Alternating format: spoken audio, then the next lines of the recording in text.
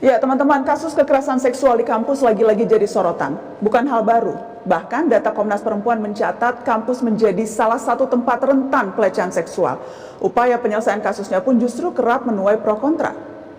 Sudah hadir untuk membahasnya, saya perkenalkan Menteri Pendidikan, Kebudayaan, Riset, dan Teknologi, Nadiem Makarim. Selamat malam, Mas Menteri. Selamat malam. Terima kasih sudah hadir di Mata Najwa. Terima kasih sudah mengajak saya. Saya juga mengundang Sekjen Ikatan Dai Indonesia atau IKD, Ahmad Kushairi Suhaili. Selamat malam, Assalamualaikum. Selamat malam, Assalamualaikum warahmatullahi wabarakatuh. Terima kasih sudah hadir. Sama-sama. Terima kasih Pak Kushairi. Dan saya juga mengajak teman saya, ada Sekretaris Umum Hope Helps Network, Arbi Al-Ghazi. Selamat malam, Arbi. Ya, selamat malam, Mbak. Baik, saya juga sudah terhubung nanti dengan, saya akan menghubungi lewat sambungan video call anggota Jaringan Kongres Ulama Perempuan Indonesia. Sebelumnya saya ingin kita membuka Mata Najwa malam ini dengan berbincang, mendengarkan kesaksian dari penyintas atau korban kekerasan seksual di kampus untuk melihat realitas di lapangan. Untuk menjaga kemurnian informasi, identitasnya kami tutupi malam ini. Selamat malam, Adek. Selamat malam, Mbak. Saya ingin tahu kabar Adek sekarang seperti apa? Sehat-sehat? Alhamdulillah sehat. Gimana kabar Mbak Nana? Alhamdulillah, terima kasih sudah menanyakan kabar juga, karena kita semua prihatin Adek harus mengalami pelecehan oleh dosen sendiri. Adek bersedia bercerita malam ini di Mata Najwa ya, Dek? Bersedia, Mbak. Oke, apa yang Adek bisa ceritakan pengalaman yang Adek alami? Jadi itu waktu saya maba masih semester 1, Mbak. Saya kan jadi bendahara di kelas. Nah, kalau ada pergantian jadwal atau jam atau libur atau masuk itu pasti semua dosen itu ke ketua kelas. Nah, hanya satu dosen ini yang selalu ngabarin saya gitu, Mbak. Jadi seolah-olah ketua kelas saya itu nggak dianggap, sampai saya itu nggak enak ke ketua kelas saya gitu, Mbak. Dari situ orangnya itu gimana, Mbak? Ya, jadi selalu lewat apa tuh menghubungi Adek? Lewat chat atau lewat apa komunikasinya awal-awalnya? Iya, lewat chat, Mbak. Dan chatnya itu seperti apa? Apakah ada nuansa-nuansa janggal atau aneh pada saat chat-chat itu? Iya, lalu orangnya tiap chat saya itu selalu pakai emoticon cium atau love gitu, Mbak. Pakai emoticon love? Iya, sama cium. Apa konteksnya kok tiba-tiba dosen ngechat mahasiswi pakai emoticon love atau cium?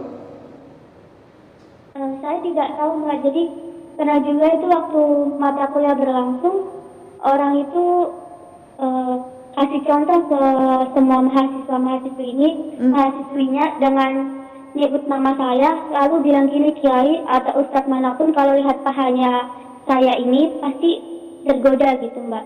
Dan orangnya itu bilang begitu dengan senyum gitu, Mbak. Padahal itu nggak ada lucunya sama sekali gitu, Mbak.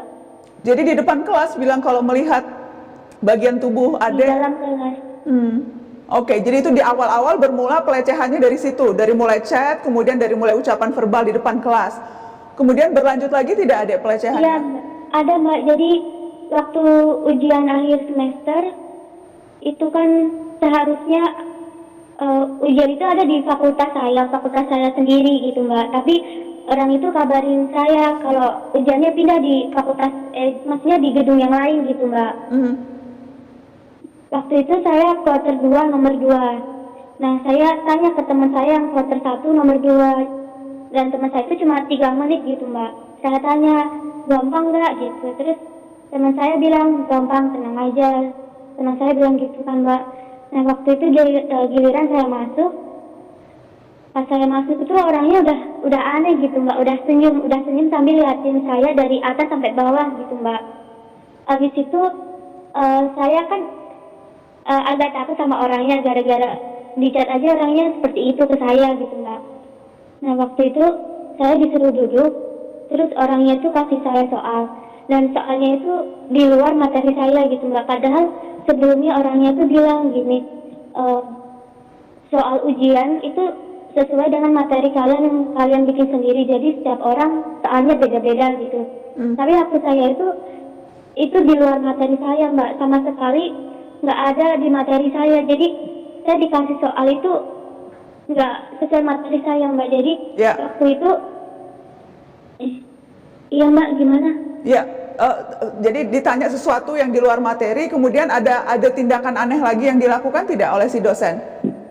Ada mbak, jadi waktu pertanyaan ketiga saya tetap salah kan mbak jawabnya, soalnya saya memang nggak mempelajarin apa yang orang itu kasih gitu mbak. Soalnya waktu itu kan meja beliau itu berhadapan sama meja saya, yang meja kuliah itu mbak, yang kursi gabung sama meja itu, jadi itu kan lebih bawah dari meja dosen mbak. Ya. Nah itu waktu itu tangan saya taruh di atas meja saya sendiri.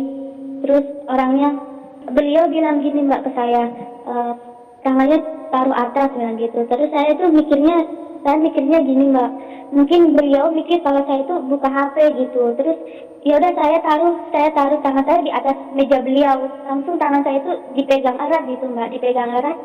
Sampai saya bilang, tuh pak, kok gini, kenapa pak? Terus orangnya tuh nggak jawab apa-apa mbak, orangnya cuma senyum gitu, senyum sambil liatin saya.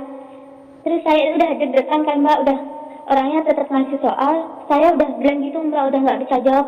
Terus yang saya fokuskan itu tangan saya gimana biar bisa terlepas, dan bagaimana saya bisa cepat-cepat keluar dari ruangan ini mbak. Jadi waktu itu memasukin soal keempat dan kelima, saya tetap nggak bisa jawab. Lalu beliau harus bilang begini, Pak, nama dosen ini bilang, Pak saya cinta sama Pak ini. Maksudnya saya disuruh bilang kalau saya itu cinta sama beliau gitu mbak. Jadi sambil megang tangan Ade, si dosen minta Ade bilang I love you ke dia gitu? Iya, orangnya maksa saya harus bilang saya cinta sama beliau gitu mbak, kalau pengen tangan saya dilepas gitu. Terus apa yang Ade lakukan? Jadi saya bilang saya nggak mau pak. Saya bilang gini ke beliau, loh pak saya nggak mau pak, saya bilang gitu. Terus orangnya itu nggak jawab juga mbak, orangnya masih senyum sambil liatin saya gitu. Habis itu ya udah karena saya udah mau nangis gitu mbak, karena saya takut.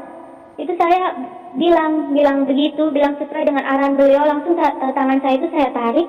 Dan sampai kursi saya itu geser ke belakang gara-gara saking eratnya beliau pegang tangan saya gitu mbak. Kemudian Adik keluar. Iya saya keluar. Ya. Gimana mbak? Ya, setelah kejadian di ruangan kelas itu itu lagi ujian ya Adik ya? Jadi itu lagi ujian Iya lagi semester tuh ujian. ya? Oke. Iya ujian semester kak. Adik masih sempat dihubungi lagi oleh pelaku ini setelah kejadian di ruang kelas itu? Jadi waktu saya mau keluar buka pintu itu mbak, tangan saya tuh ditarik sama beliau, langsung dicium gitu mbak. Dicium tangannya? Iya dicium, dan orangnya tuh senyum-senyum gitu mbak. Terus saya langsung buka pintu, langsung keluar, langsung lari ke teman-teman sambil nangis.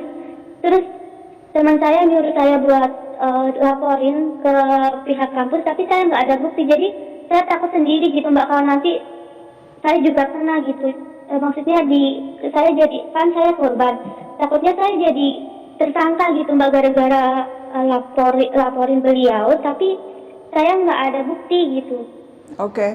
Jadi Adik sampai kejadian itu memang tidak melapor ke siapa-siapa, hanya menangis ke teman-teman Adik karena Adik takut begitu ya? Baik. Adik, kita break dulu. Setelah ini saya ingin bertanya sedikit lagi ke Adik. Setelah kita break, teman-teman tetap di Mata Najwa, kami akan kembali setelah ini.